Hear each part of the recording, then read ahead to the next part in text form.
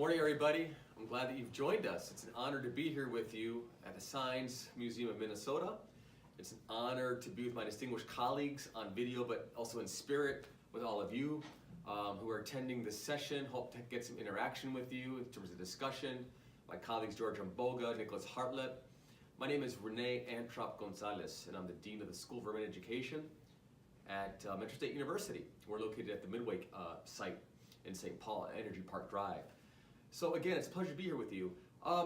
This session really has a lot to do with the NES Basic Skills exams, right? And a powerful intervention that my colleagues Rose Chu and Nicholas Hartlett, along with Hannah Salat from Augsburg, took charge of, for lack of a better phrase.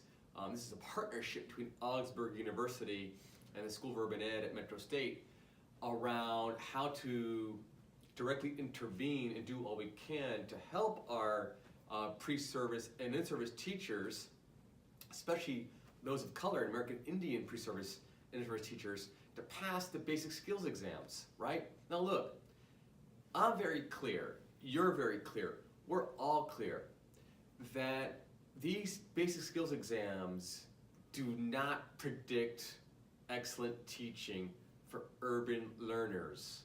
We know that. We know that these tests are grounded in social Darwinism, also called eugenics, right?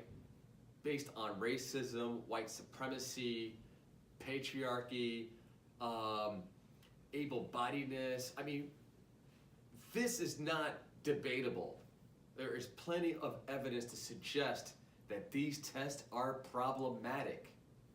No doubt about it.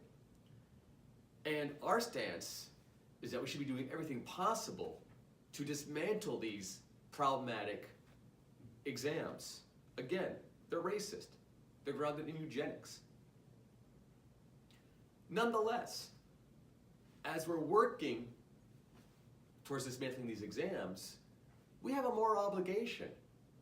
We have a moral obligation to see to it that our students pass these exams so that they become full citizens, especially in the world of now tiered licensure. So full teacher citizen is defined as Tier 4.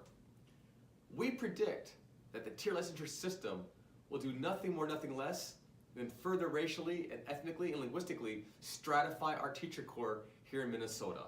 This is a caste system. And we're forecasting that across the 4 tiers, that eventually there'll be difference in pay. We already know that Tier 1 teachers don't have the same access to collective bargaining as the Tier 2, 3, 4, the 2, 3, and 4 licensure or tier licensure teachers. So the system's already set up to be inequitable from day one, from July 1st, 2018. Okay? All right, all that aside. One, these tests are problematic, no doubt about it. Number 2, however, we have a moral obligation to help our students pass these exams so that they become full teacher citizens, especially in the world of tiered licensure. Because to not intervene and do all we can to enable our students to pass these exams, then essentially, from my perspective, and among others, is we're backdoor racism. So we might think we're being progressive, so to speak, by saying, well, look, we're taking a progressive stance that you can be a licensed teacher, right, without having passed the exams. So that's the good service, the good intentions at the front end, but then the back end is, eventually, if you don't pass those exams, your principal will have every right to say, I can't renew your contract. So then we're back to square one again, right? Not good. Not good. So my colleagues, Nicholas and George, are going to present to you a white paper, or let me just say a paper, right, that was published that really describes in depth our direct intervention in conjunction with and in partnership with Augsburg University. And they'll share with you the amazing results.